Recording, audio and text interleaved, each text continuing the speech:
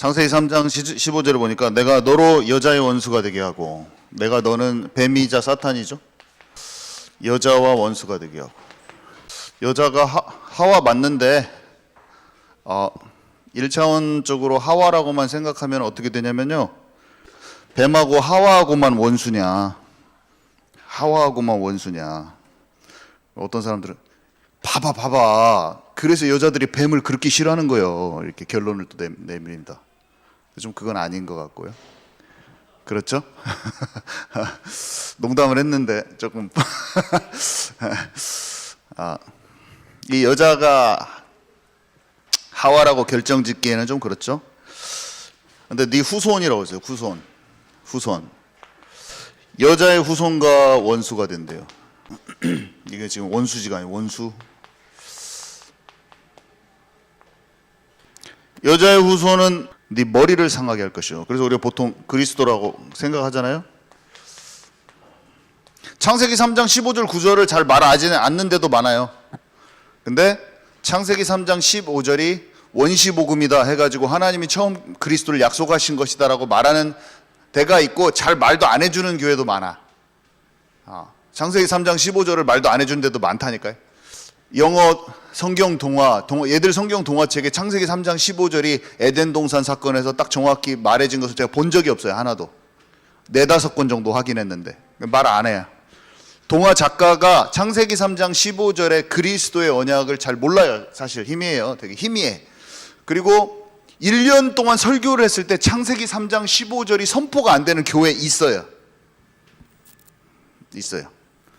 근데 창세기 3장 15절이 중요하냐? 당연히 중요하지. 이거를 말 안 해준다는 것은 굉장히 그 교회가 굉장히 복음이 선포 안 되면서 종교적이다고 볼 수 있어요. 저는 알고 있어요. 후손이 누구겠습니까? 사단의 후손 마귀 자녀겠죠. 사단의 후손 네피림, 마귀 자녀, 사단의 나라에 속한 자들이겠죠. 그죠? 사단에게 속한 사람들이 사단의 나라에. 자, 대충 여기까지 생각해 놓고 이야기를 한번 나눠봅시다. 첫 번째, 성경에서는 여자를, 특별히 여자에 대해서 되게 많이 나옵니다. 여자가 상징하는 게 되게 많아요. 처녀, 여자, 신부. 바울이 참된 그리스도인을 가리켜서 정결한 처녀라고 표현해요. 바울이 뭐라고 얘기하냐면 이렇게 표현해요.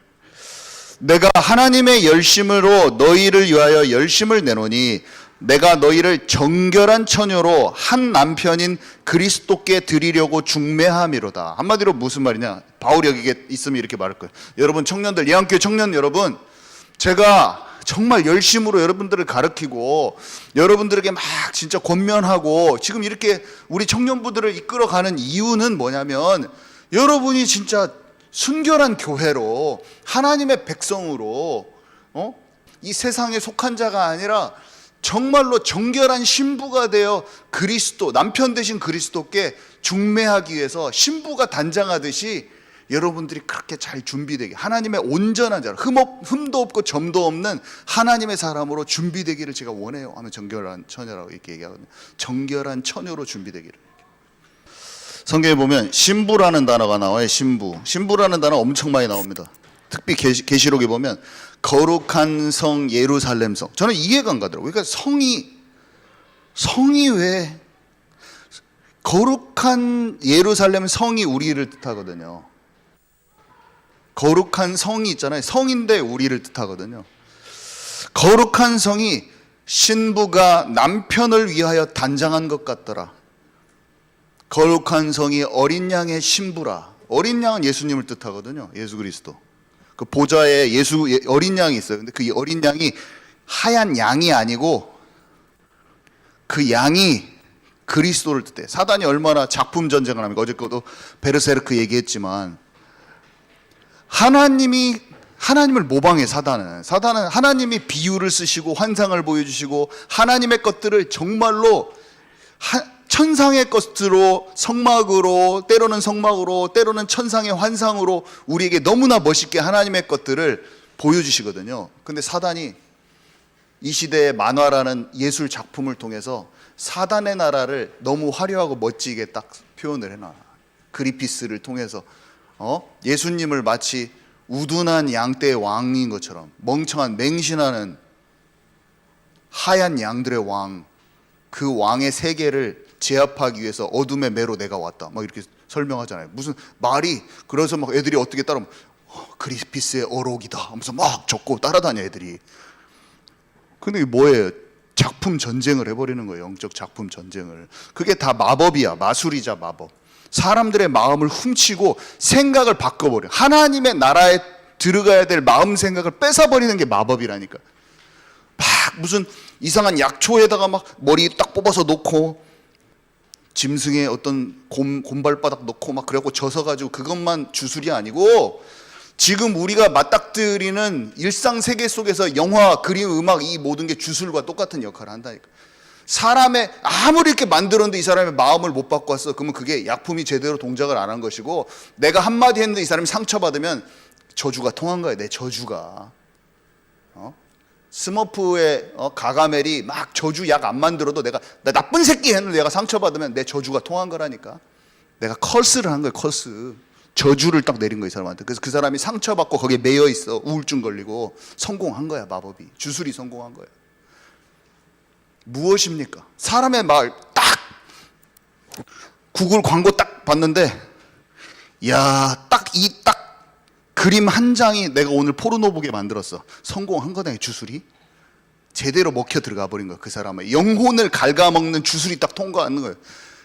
먼 데서 하나님 나라와 사단의 나라 먼 데서 찾지 말라. 나는 옛날에 가면 귀신 들린 사람 따로 있고 마법 쓰는 사람 저기 따로 있고 그런 줄 알았어요. 아니라 J.K. 롤링이 전 세계를 해리포터로 애들을 마법으로 몰아넣고 있어요. 자기 스스로 마녀라고 얘기합니다. 마녀협회 소설가요. 겉으로 볼 때 소설가요. 근데 마음을 훔쳐서 하나님께로 집중될 그 마음을 그 세계관 속에, 전혀 거짓된 세계관 속에서 정신 상태를 다 몰아넣어버려. 그게 마술이야. 우리는 타협하는 자가 되면 안 돼요. 타협하지 말라, 여러분들은. 너는 이런 게 너무 재밌어. 하나님의 것은 얼마나 재밌냐면, 눈에 보이지 않는데 정확히 하나님 앞에 움직이잖아요. 하나님께 딱 떨어져요. 두려워하지 말라, 세상에. 막힌 것 같은데 안 되는데 내가 주님 앞에 서 있다. 분명히 하나님께서 무슨 일을 이루십니다. 인도하심을 이루시는 거예요. 신랑을 기다리는 열 처녀로도 나오죠. 그죠? 신부가 신랑을 기다리는 열 처녀 5명은 기름이 딱 있어. 성령 충만. 5명은 기름 떨어졌어. 준비가 안 됐어. 신랑 맞을 준비가 안 된 교회를 뜻하죠. 이 여자들이. 자, 시온의 딸이라고 있어요. 이 시온의 딸이라는 표현은 미가서, 이사야서, 예레미야서, 스가랴 다 나와. 이게 거룩한 예루살렘 성읍을 뜻하고, 예수 그리스도를 참되게 기다리는 신부를 뜻하고, 하나님의 백성을 뜻해요. 하나님의 백성. 정리하자면 성경의 여자는 순결한 교회, 하나님의 백성, 참된 그리스도인, 한마디로 남은 자, 이런 거죠. 자, 근데 이 여자의 후손이 그리스도기도 한데 우리 자신이기도 해요. 참된 여자에 소속돼 있잖아요, 그리스도가. 자, 거기에 모델이잖아요. 우리는 그리스도와 한 몸이에요, 아니에요? 그리스도와 우리들. 그리스도는 머리고 우리는 지체잖아요, 우리들. 여자의 후손과 여자의 남은 사손은 교회로서 하나라니까요. 교회에 대한 우리가 이해가 많이 돼 있잖아요. 교회는 머리와 지체가 있어요. 그리스도와 나는 하나인데 우리는 주님과 한 몸이고 하나 된 교회거든요. 그리스도는 맏아들이에요. 우리는 그의 형제. 우리는 하나님의 자녀고 예수님은 하나님의 자녀죠. 그죠? 우리는 형제. 여자의 후손의 대표, 우리는 여자의 후손. 똑같아. 여자의 남은 자손. 그래서 거룩한 시 이사야서 6장 10절에 그 뿌리가 그리스도라고 하는 거예요. 그 자라나는 숲이 전부 다 우리잖아요. 뿌리에서 연결돼 있어, 우리가. 밑둥이 잘리는데 우리가 아니라 예수님이야. 뿌리가 예수님. 잘려졌는데 순이 났어 우리야. 그 나무로 자라고 숲으로 자라고 전 세계로 쫙. 예수님과 우리는 하나야. 나무인데 하나야. 나는 나무요 너희는 가지니. 우리는 하나야. 하나. 예수님과 우리는 하나야. 예수님도 남은 자야. 진짜 남은 자의 본체, 그 뿌리라고 볼 수가 있죠. 예수님과 우리와의 관계는 교회 자체인데, 예수님이 성전이잖아요. 성전 아시죠? 희생제사가 성막 안으로, 성막이 성전돼서 그 지성소 안에 들어간다는 표현. 성전에서 가장 중요한 게 지성소인데, 거기가 주님 계시는 센터인데 우리가 지성소 안에 들어가잖아요. 성전 대신 예수님이 성전, 내 몸을 성전을 허물어뜨려다 내가 세우리라 3일 만에. 예수님이 성전 대신 예수님을 가르쳐 말씀하신 것이라 그랬어요. 성전은 예수님을 뜻해. 성전 자체가. 그죠? 비유적으로 주님이 우리한테 설명하고 싶을 때 그렇게 설명하셨어요. 근데 너희는 성전이라. 하나님의 영이 거하는 성전이라. 예수님도 성전, 나도 성전. 그 예수님 나는 똑같아. 그래서 너희가 내 안에 거하고 내 말이 너희 안에 거하면, 너희가 내 안에 거하고 내가 너희 안에 거하면, 성전 대신 예수님 안으로 우리가 들어가고 성전된 내 안으로 예수님이 오셔서 성령 충만 받고 하나가 되면, 그게 가지와 나무 된 관계요. 너희가 열매를 많이 맺고 내 제자가 되리라. 너희가 나를 떠나서는 아무것도 할 수 없나니. 요한복음 17장에 하나님 아버지와 내가 하나인 것처럼 저들도 우리와 하나가 되게 하옵소서.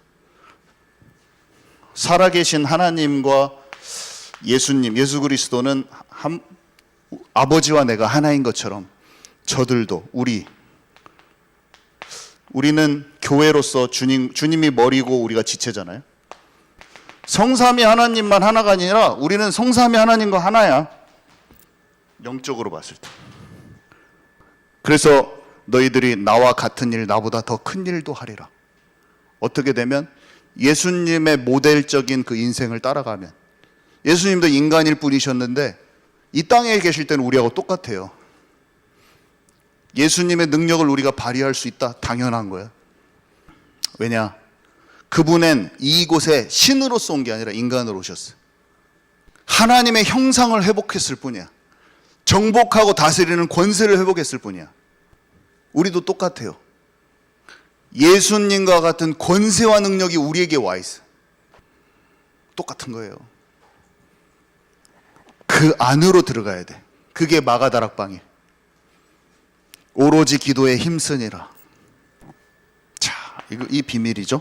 그래서 에베소서 2장 20절에서 22절에 보면 너무나 중요한 말씀이 써 있죠. 너희는 사도들과 선지자의 터 위에 세우심을 입은 자라. 그리스도 예수께서 친히 모퉁이돌이 되셨느니라. 그 안에서 건물마다 서로 연결하여 주 안에서 성전이 되어가고. 아까 예수님이 성전이고 내가 성전이라고 했잖아요. 근데 예수님이 모퉁이돌이 되는데 우리가 돌들이 돼가지고 다 연결이 돼가지고 성전이 되는 거야. 그래서 서로 연결하여 주 안에서 성전이 되어가고 너희도 성령 안에서 하나님이 거하실 처소가 되기 위하여 그리스도 예수 안에서 함께 지어져 가느니라. 우리는 예수님과 한 몸 돼서 하나 돼서 성전으로 지어져 가는 거예요. 그러니까 나중에 예루살렘 성이 되는 거예요. 우리가 성전이야. 그게 환상 가운데 상징적이고 이미지 같고 그렇지만 그게 진짜예요. 우리라니까요. 어린 양의 희생제사 대신 어린 양이신데 그분이 예수 그리스도라니까요.